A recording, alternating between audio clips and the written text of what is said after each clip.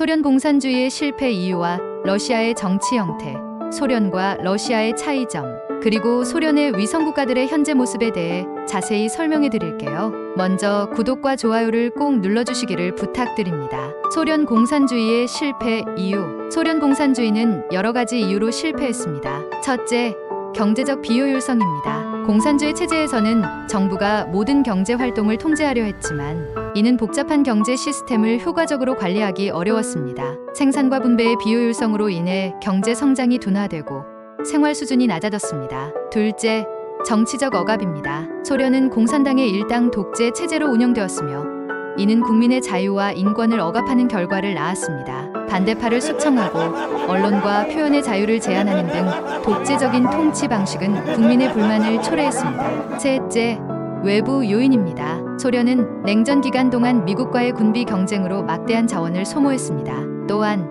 아프가니스탄 전쟁과 같은 군사적 실패는 소련의 경제와 정치적 안정성을 약화시켰습니다. 러시아의 정치 형태. 소련이 해체된 후 러시아는 연방공화국으로 전환되었습니다. 현재 러시아는 대통령 중심제와 의회제를 혼합한 정치 체제를 가지고 있습니다. 대통령은 국가의 최고 지도자로서 국내외 정책을 결정하고 총리는 정부의 수장으로서 행정 업무를 담당합니다. 러시아의 주요 정당으로는 여당인 통합러시아당, 러시아 연방공산당, 러시아 자유민주당 등이 있습니다. 이들 정당은 다양한 이념과 정책을 바탕으로 활동하고 있으며 대통령과 의회의 권한을 나누어 가지는 구조를 가지고 있습니다. 소련과 러시아의 차이점. 소련과 러시아는 여러 면에서 차이가 있습니다. 소련은 1922년부터 1991년까지 존재했던 마르크스주의 레닌주의 국가로 공산당이 통치하는 단일 국가였습니다. 반면 러시아는 소련 해체 이후 독립한 연방공화국으로 다당제와 시장 경제를 도입한 국가입니다. 7점. 소련은 중앙집권적인 경제와 정치 체제를 가지고 있었지만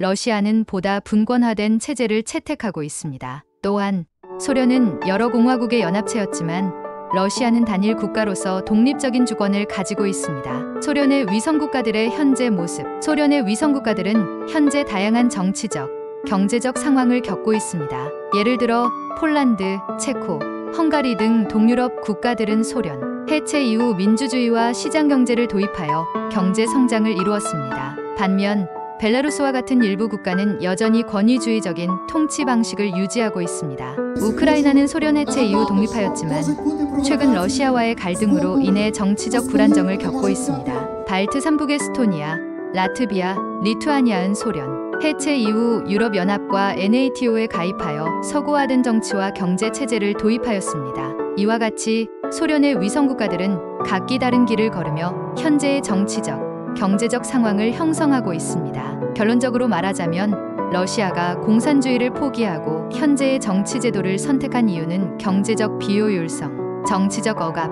그리고 외부 압력 등 다양한 요인들이 복합적으로 작용했기 때문이에요. 소련의 붕괴 이후 러시아는 시장 경제와 다당제를 도입하며 새로운 방향을 모색했죠. 지금의 러시아는 대통령 중심제와 의회제가 혼합된 형태로 운영되고 있는데 이를 통해 과거의 중앙집권적 체제보다 더 현대적인 정치를 지향하고 있어요. 물론 현재의 체제 역시 완벽하지는 않아요. 권위주의적 성향과 정치적 자유의 제한에 대한 비판도 꾸준히 제기되고 있죠. 그럼에도 불구하고 소련 시절과 비교했을 때 러시아는 보다 다양한 방향으로 발전하고 있다고 볼 수 있습니다.